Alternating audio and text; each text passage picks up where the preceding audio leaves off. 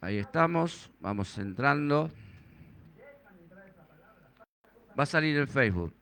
Shabbat Shalom para todos, bienvenidos. El Eterno los bendiga grandemente. Aquí estamos desde la ciudad de Presidente Derqui, el Ministerio Casa de Restauración Monte Oreb, para compartir la palabra en este maravilloso día de Shabbat, sí, en esta mañana preciosa, porque el Señor nos ha dado vida y vida en abundancia, como dice, y Él cumple, amén. Por eso estamos agradecidos, estamos aquí afilados, gozosos, comprometidos.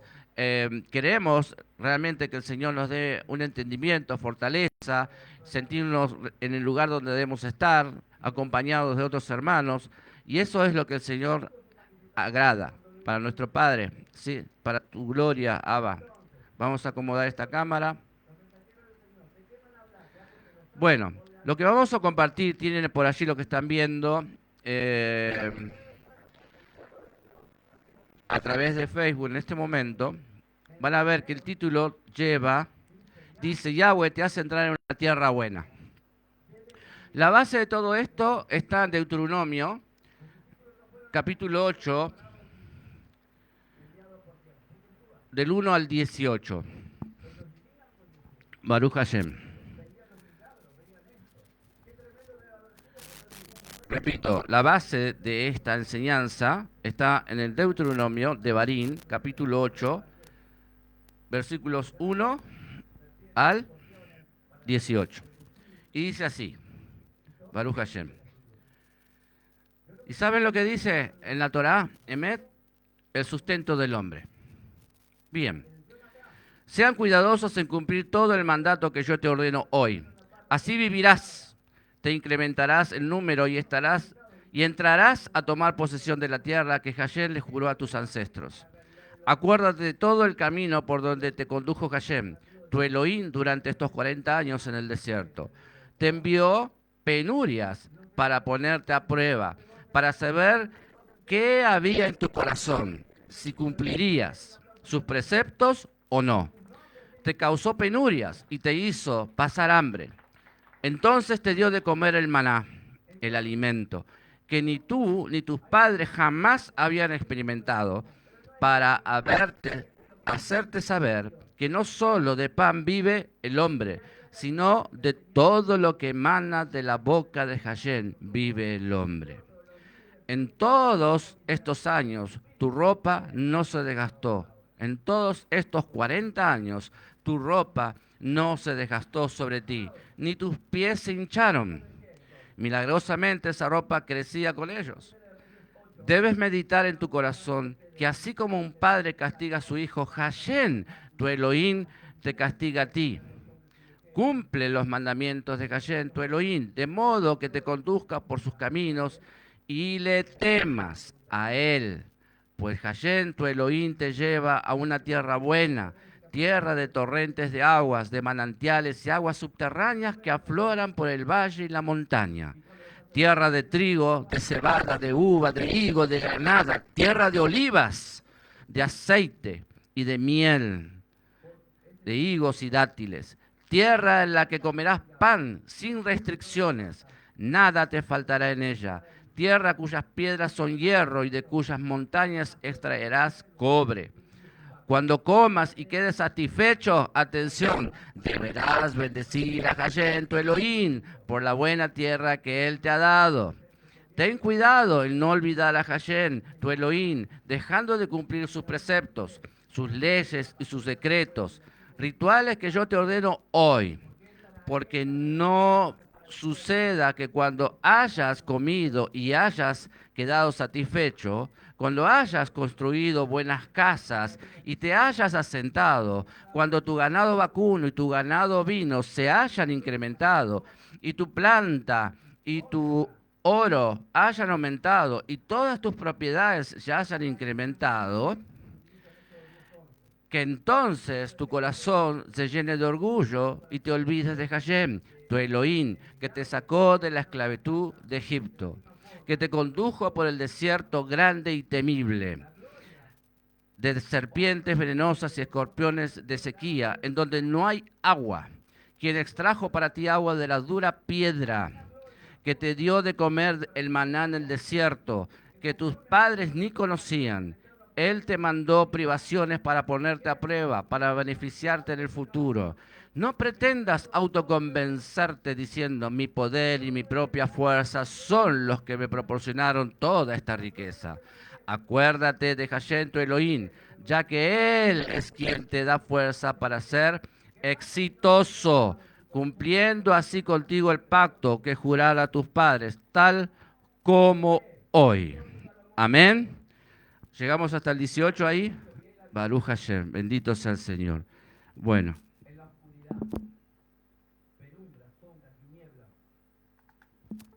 maravilloso. ¿Qué es lo que pretendo que todos entendamos hoy? Todo lo que es la promesa donde se fundamenta Israel. Anoche con la familia les estaba mostrando, luché para mostrarles eso porque siempre no me entienden, o sea, lo que yo quiero hacer. Eh, Hoy mucha gente está volviendo a la Torá. Hoy en las redes sociales donde yo ando buceando diariamente, donde comparto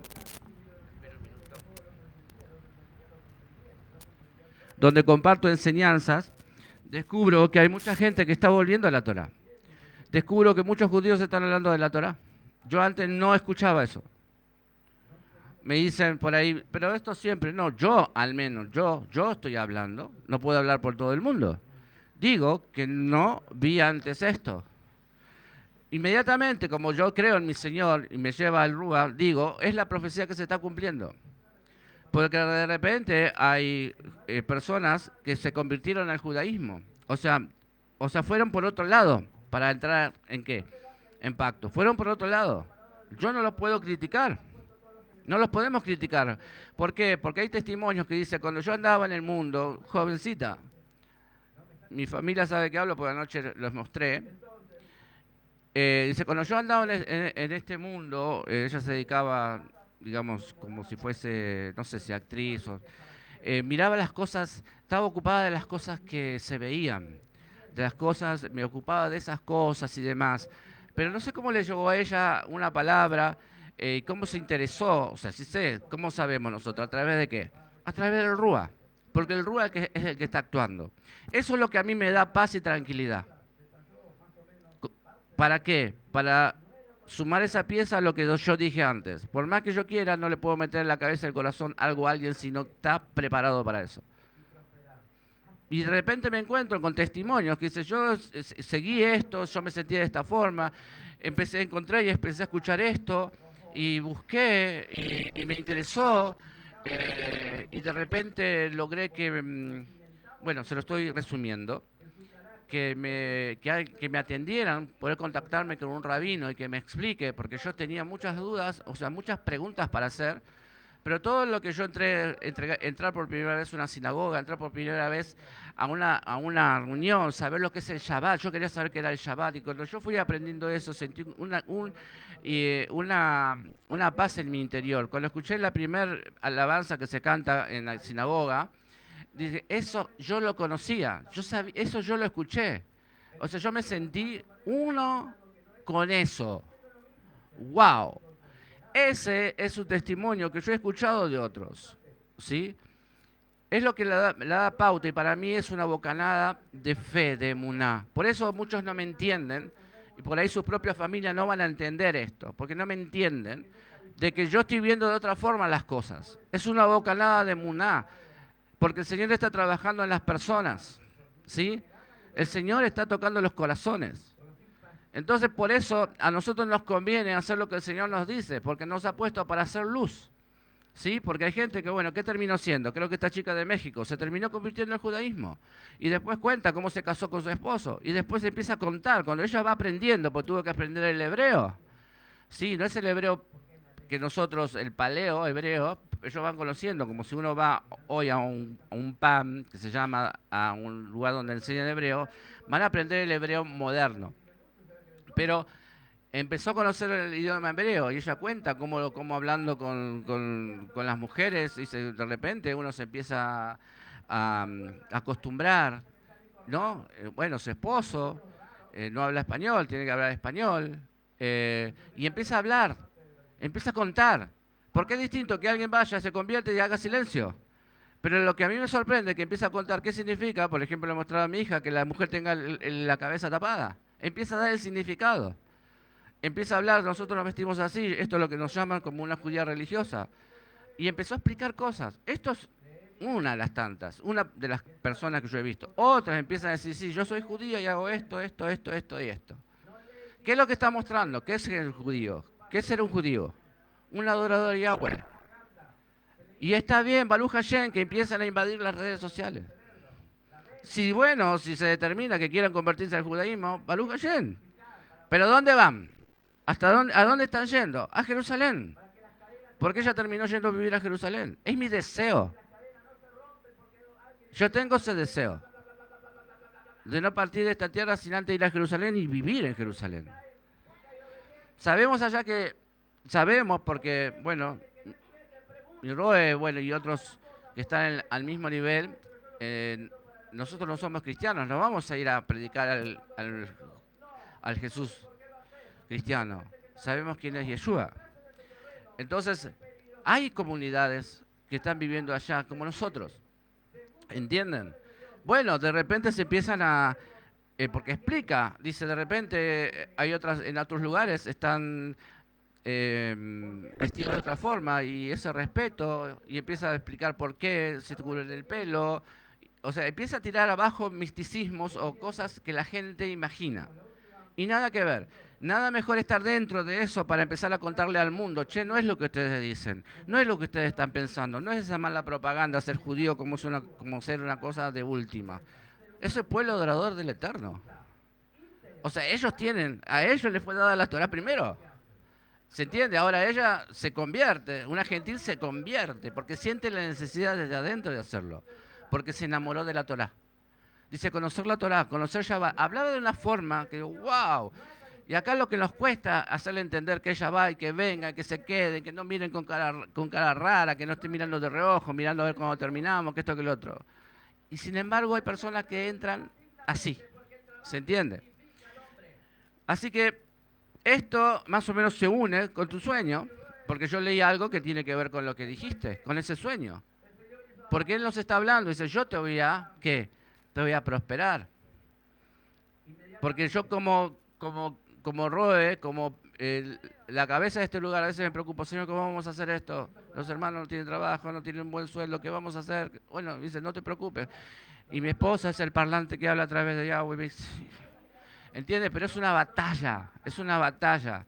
Porque hay tantas cosas que uno quisiera hacer para el Señor. Y dice, pero ¿cómo vamos a hacer? ¿Dónde lo vamos a sacar? ¿Cómo hacemos?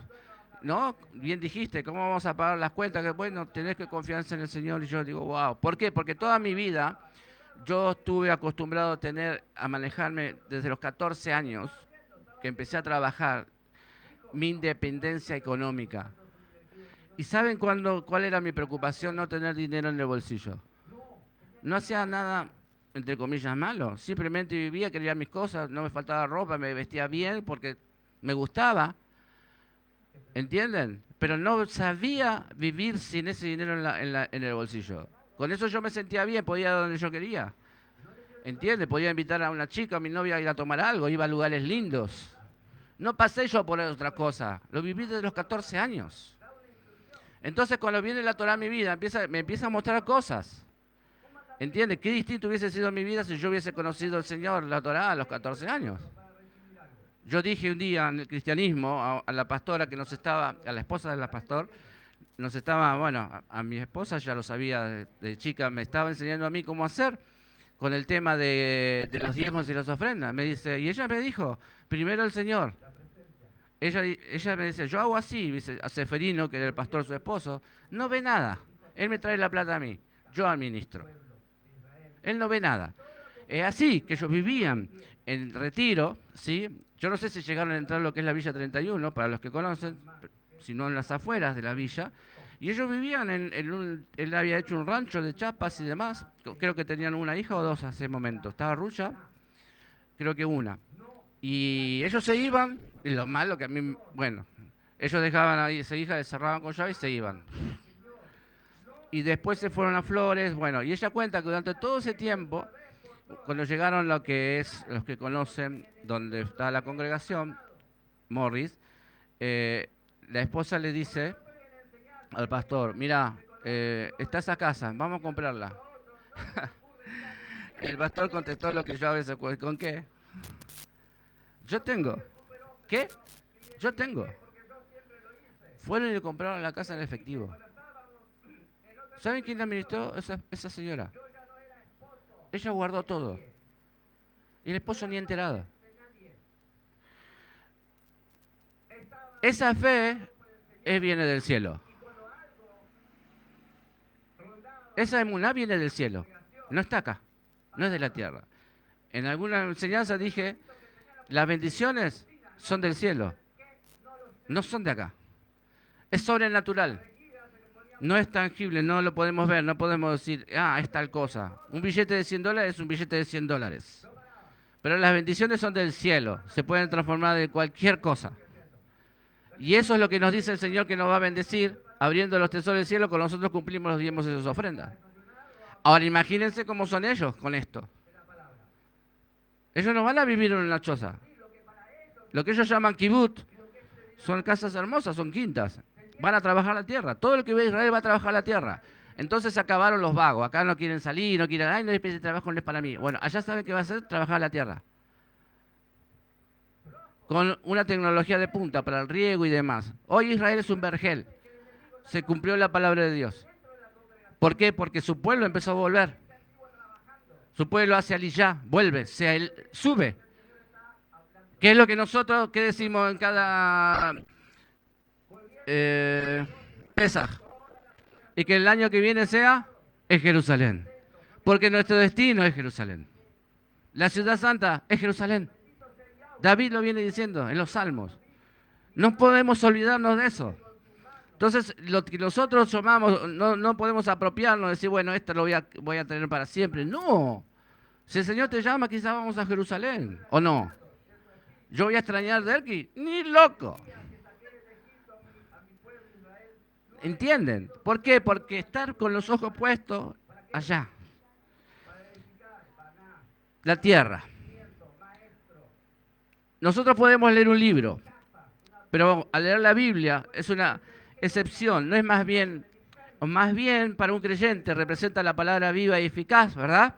Que ayuda a vivir el presente y a programar el futuro. Atención. Con todo, esta proximidad debe tener en cuenta la distancia existente, ¿sí? Porque aprendemos a manejar géneros lingüísticos, cultural, temporal, contextos, ante todo un texto bíblico como el que hemos leído. Constatamos que se trata de un texto lejano, marcado por estructuras lingüísticas y culturales diversas. ¿Cómo podemos superar la distancia entre nosotros y el texto sin adueñárnoslo, pero sin reducir tampoco su interpretación a la fría contemplación de un objeto? A través del estudio de un texto de Deuteronomio, que ya lo cité, y mediante la exégesis, o sea, el estudio, interpretación, muestra el autor del libro que se puede minimizar a la distancia, se puede minimizar esa distancia que podemos encontrar.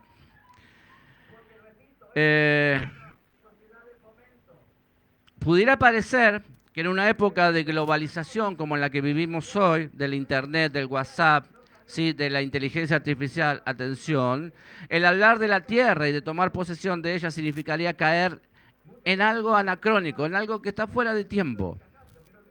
Nadie piensa en eso. Resulta difícil si pensamos que hoy en día las fronteras son menos fronteras, cuando con el uso de Internet podemos traspasar cualquier ámbito, también el físico, cambiando las mismas formas de comunicación. En definitiva, cuando ni la misma existencia es definible. Pero es imposible entender nuestra sociedad hoy sin entender los movimientos migratorios. Y por lo tanto es imposible entender nuestra manera de relacionarnos con Dios sin entender cómo se organiza una sociedad donde la tierra, su posesión, su trabajo, su disfrute forman parte de esa parte que configura la fe. Está sustentado por la fe, por la emuná. Para el pueblo de Israel, la tierra es constitutiva de su mismo entenderse como pueblo, o sea, identidad. ¿Qué es lo que nosotros tenemos que aprender cuando entramos a la restauración? Identidad. Si no nos identificamos con Israel, tenemos un problema. El problema es que como no se identifican muchos hermanos o personas que pasan por acá y pasan por las congregaciones, no se identifican, no tienen identidad con Israel. Entonces les parece grosero, les parece absurdo, les parece tonto, les parece, ¿para qué hacemos esto? ¿Entienden? Entonces, desde la primera llamada a ponerse en camino a Abraham, Génesis 11 al 12, es la promesa de una nueva tierra para su descendencia, lo que le mueve a cambiar su vida. Ya lo estudiamos. Está en Génesis 11 y 12, cuando Yahweh habla con Abraham. Le habla, sí, le presenta la promesa de una tierra para su descendencia, lo que le mueve a qué, a cambiar su vida. Ya lo estudiamos, ¿verdad? La misma constitución de Israel como pueblo está ligada a la posesión de la tierra dada en heredad a la descendencia del patriarca, porque él, ¿qué le dijo? Que le iba a dar una descendencia. Primero, un hijo, que él no podía tener. Y después heredarás la tierra. ¿Recuerdan? Cuando le dijo, mira al cielo, contemplá las estrellas, ¿cuántas son? No las puedo contar. Bueno, así será tu descendencia. Entonces, pensamos que para la propia tecnología bíblica, por así decirlo, el término tierra, así como su campo semántico, es de una importancia muy grande. Desde el mismo entenderse Israel como pueblo hasta el mismo proceso de la redacción de la Biblia hebrea están estrechamente ligados a cómo entiende Israel su vivencia histórica. Para eso, nuevamente, yo me tengo que identificar con Israel. Me tengo que ver envuelto. Cada porción bíblica, cada parashot, yo me tengo que ver ahí. ¿Sí? Porque ese es el ejercicio. No solamente leerla, no solamente escucharla, sino yo me tengo que identificar ahí, con ese pueblo. La posesión de la tierra es el hecho de, es la columna vertebral de qué? De la fe de Israel.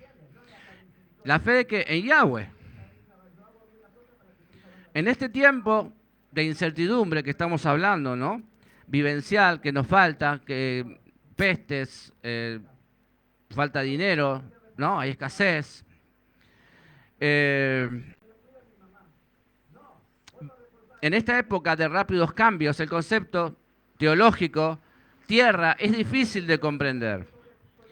¿Es una mera ocupación de la tierra? ¿Cómo tener un concepto de Yahweh, de Dios, tan particular cuando hablamos de un Dios con pretensiones de universalidad? Porque no se quedaba con Israel, él tenía un propósito.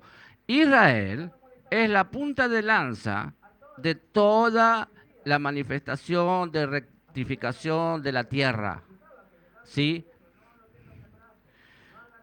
O tal vez podemos caer en el riesgo de espiritualizar el concepto y vaciarle de sentido. Surgen muchas cuestiones teológicas para muchos que plantean interrogantes y creemos que el estudio del concepto tal y como es usado en Deuteronomio, observando la intención comunicativa del autor, ¿sí?, puede aportar un punto de vista diferente a una reflexión tan rica acerca de la tierra, acerca de su ocupación, de su donación por parte de Yahweh, de la posibilidad de perderla, de la pérdida, de las exigencias de libertad, igualdad, de justicia para una vida buena que convierta esa tierra en buena. En definitiva, este estudio pretende, o sea que nosotros pretendamos, ¿cuál es el objetivo? Acercarnos a un tema realmente vital de la fe, a través del análisis de una secuencia bíblica. Creo que hoy estamos en condiciones, comunidad, de comprender esto, porque ya hemos pasado por 5 lecturas de la Torá, ¿no? Este título de nuestro estudio es Yahweh. Yahweh te hace entrar en una tierra buena, ¿sí? estudio de la dinámica comunicativa de lo que leímos, Deuteronomio 8 del 1 al 18. Es Yahweh quien da la posesión de la tierra. Es el eje de todo Deuteronomio. Y esta secuencia tiene una clara intención comunicativa y pragmática, como iremos desvelando a raíz del estudio. En el ciclo de Abraham, después de los relatos de los orígenes, que ocupan los primeros 11 capítulos de Génesis, que sirven de prólogo a toda la historia patriarcal. Cuando la historia de Israel comienza a relatarse, la tierra se torna eje central del existir de Israel como pueblo, lo que influye entre las relaciones que las naciones ofrecen a Israel. Una tierra que configura la misma historia de Israel, en el mismo proceso de formación de la Biblia hebrea. Los materiales más antiguos se leen y se interpretan a la luz de la tierra, en este caso, su pérdida, el anhelado regreso a ella, con el consiguiente proceso de reconfiguración del pueblo.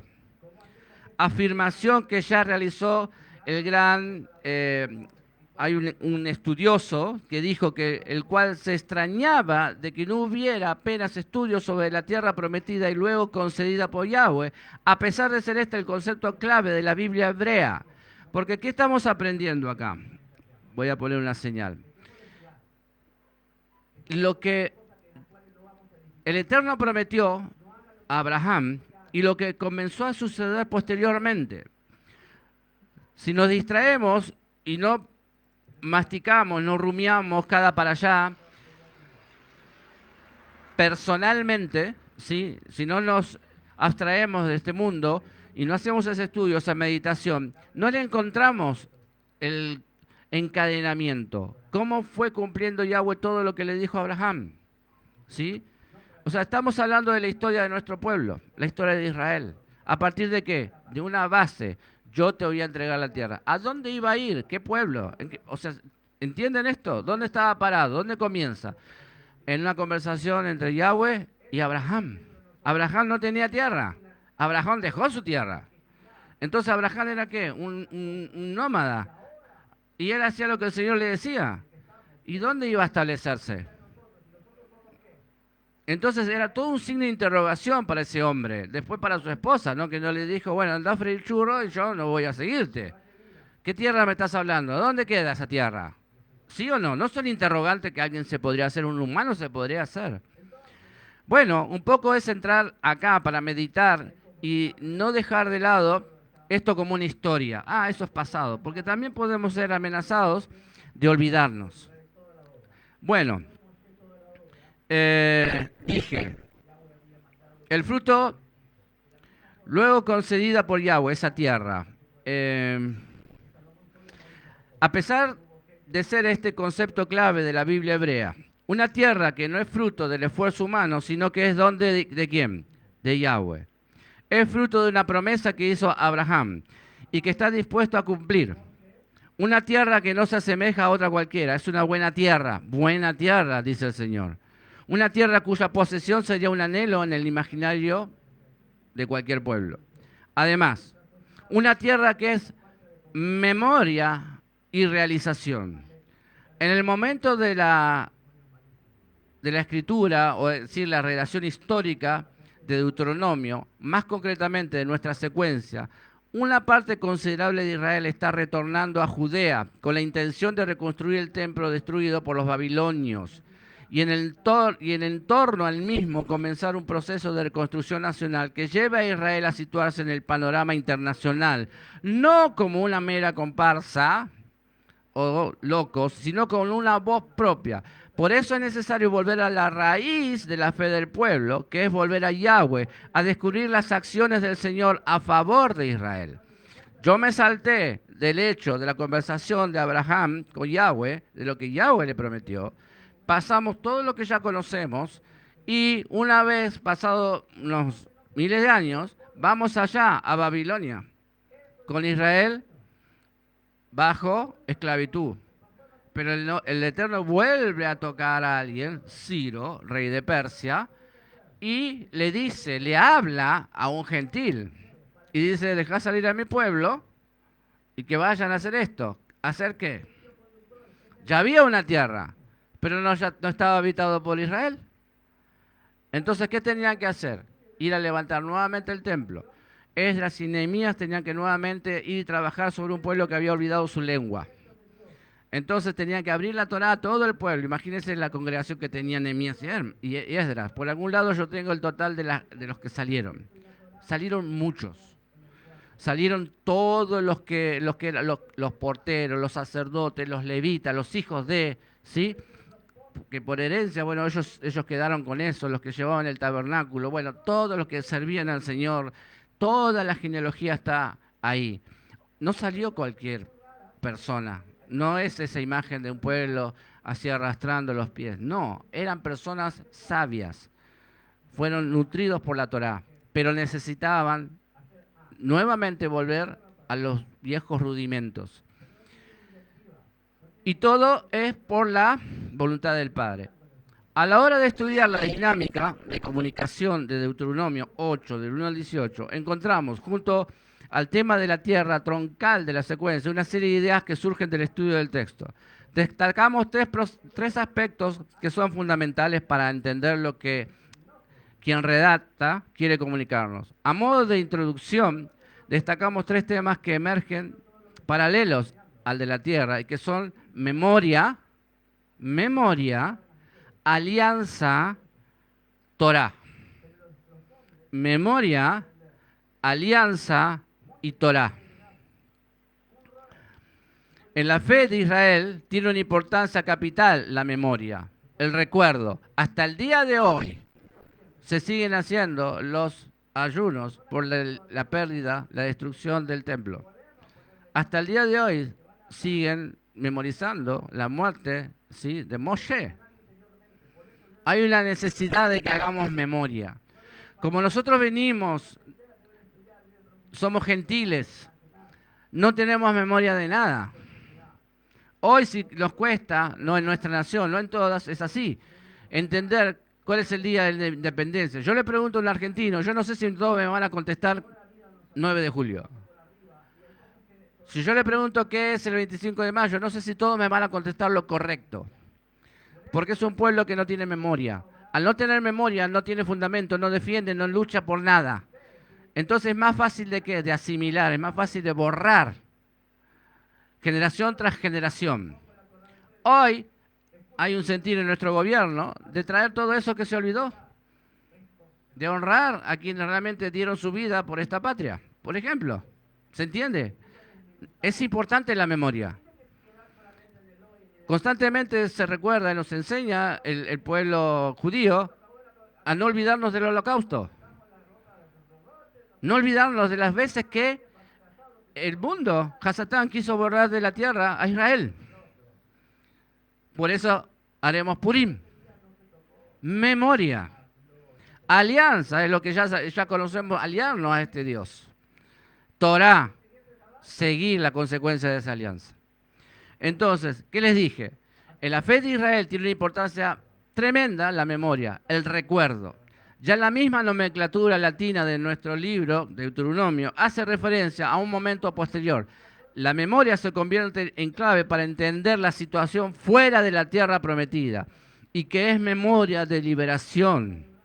Israel es sacado de Egipto por la misericordia de Yahweh, quien ha escuchado el grito de agonía de su pueblo, quien no puede obviar el sufrimiento quien actúa en la historia humana. Eso está en Éxodo 3, del 7 al 9.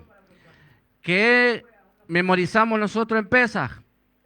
El relato de la salida de Egipto. Eso es hacer memoria, tener presente la salida de Egipto, para saber de dónde venimos, para entender nuestra identidad como hebreos. Sí, no es una fiesta cualquiera, no es algo que podemos decir, venga, pase todo acá, pues no tienen ni idea, no saben de lo que estamos hablando. Tienen que tener una internalización de lo que es el pueblo, la identidad, lo que es Israel. Es muy lindo disfrazarse de hebreo y decir yo soy Israel, pero lo que el Señor quiere es que nosotros tengamos estas cosas como fundamento, memoria, alianza y Torá. ¿Sí? Ahora, en su diálogo con Moshe, en Éxodo 6, del 6 al 8, Yahweh habla de que será Él quien libere al pueblo de la servidumbre. Una liberación que no concluye con el abandono de la esclavitud en tierra ajena, sino que es una liberación que lleva a la inhabitación de la tierra prometida a los padres y que el pueblo recibirá en posesión. O sea, nuevamente hay que, voy a cumplir la promesa que le dice a Abraham. ¿Quién era el interlocutor? Moshe, otro hombre. Pero el plan sigue siendo el mismo. ¿Está?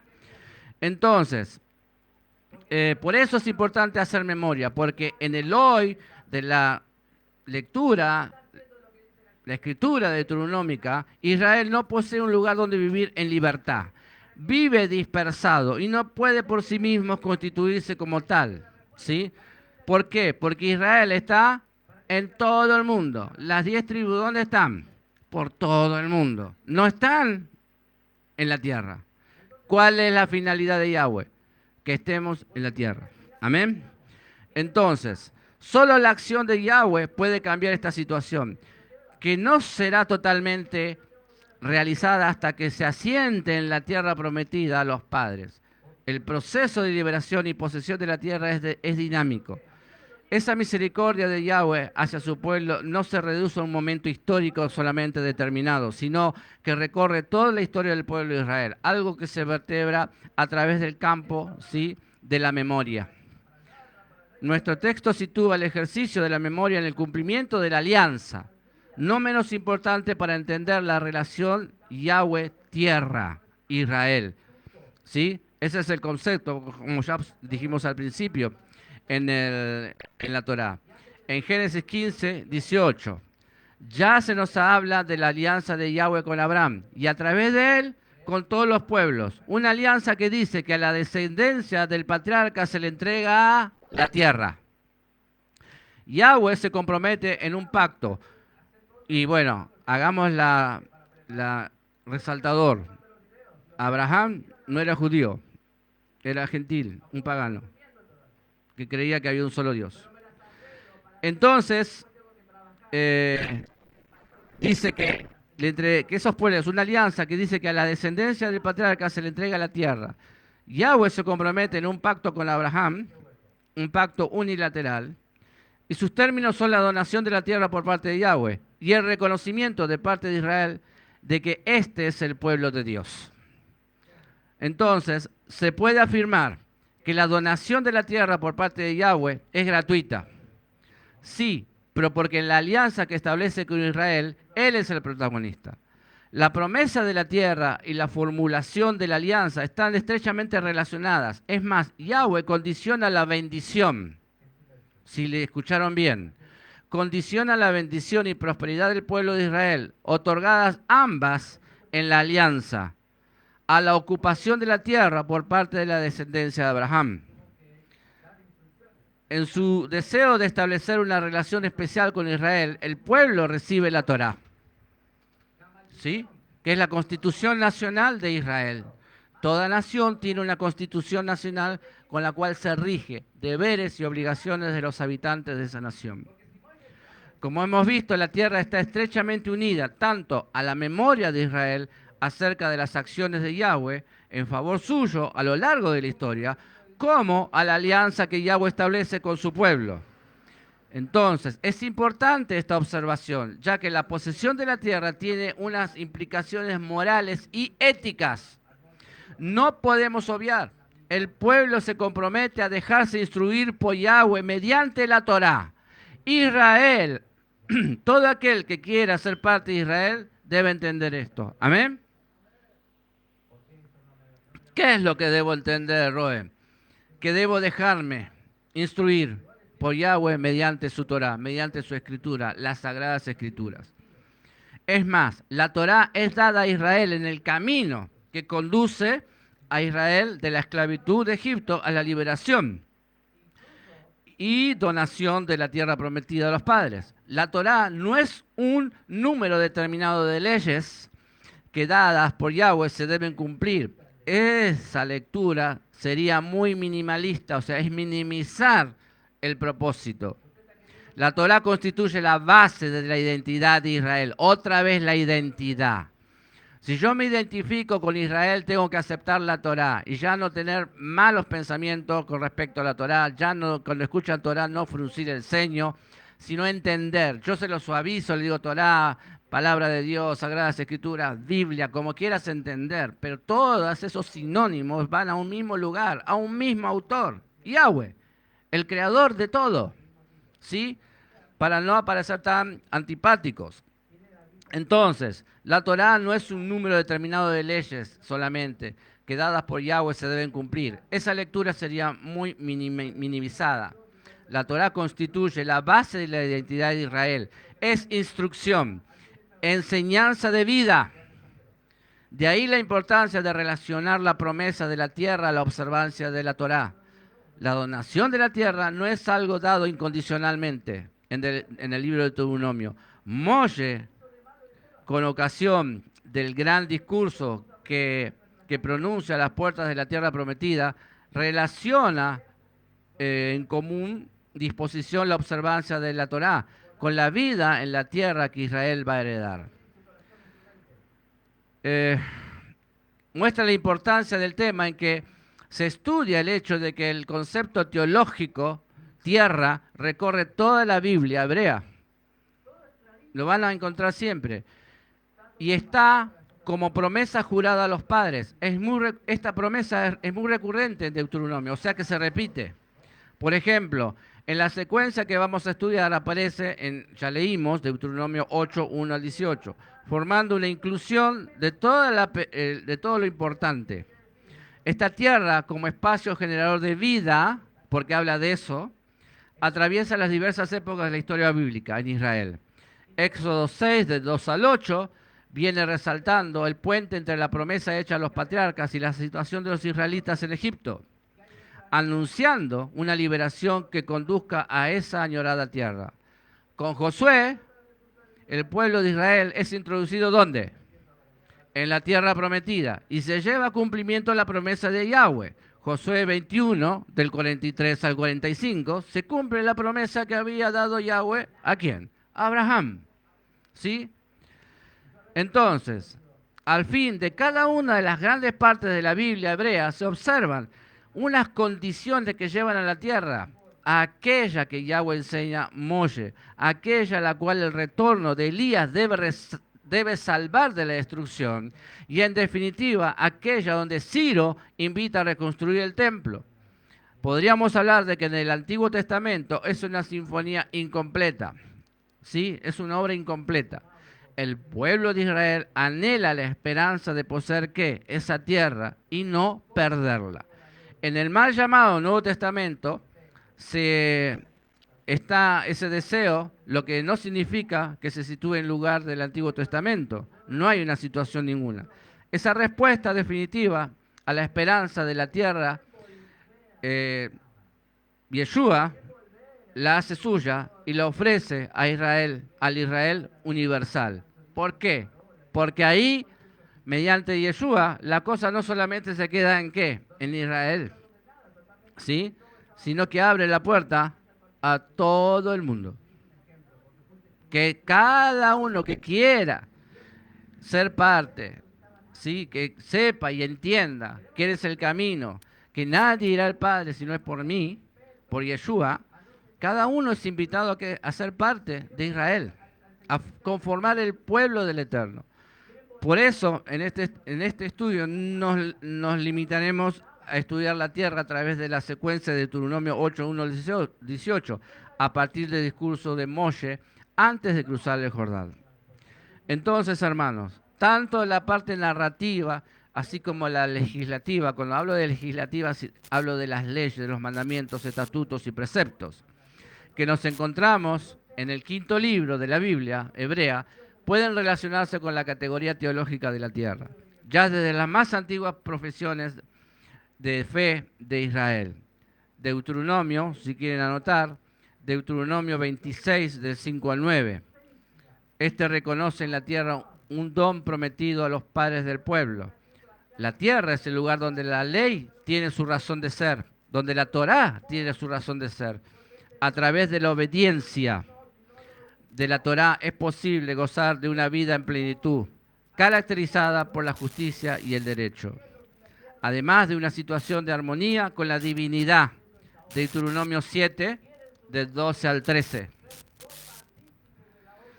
El libro de Deuteronomio celebra la tierra siempre y únicamente en términos positivos. En ella nos encontramos, ¿qué cosa? Leche y miel.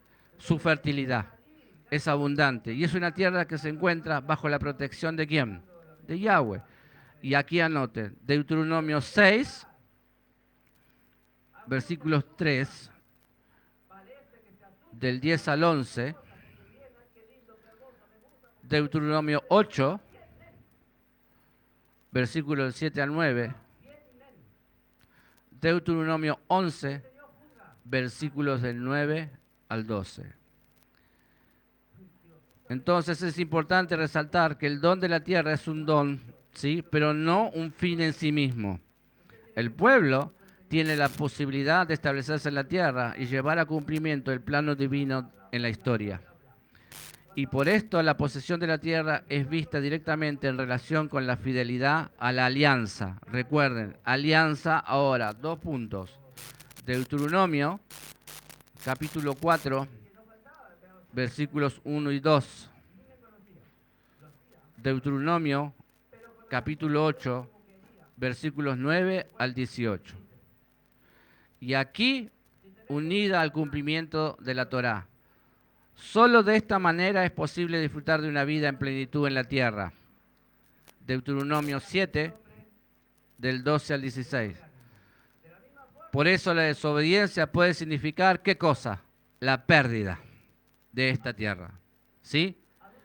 Pensamos que una secuencia que recoge bien el concepto teológico de tierra y esta como un don de Dios a los padres a través de la observancia de la Torá, sí, es el capítulo 8, todo de Deuteronomio, donde Moshe habla al pueblo de la tierra que Yahweh ha prometido a sus padres y que la unidad, esa unidad que nosotros leemos literaria, que se estudiará, recoge los aspectos nucleares, o sea, es el núcleo importante ligados a la tierra, además de mostrar nuestra secuencia, una estrategia comunicativa bien definida, porque constantemente el Señor se está comunicando a través de la Escritura, qué es lo que hay que hacer y qué es lo que va a hacer. Amén.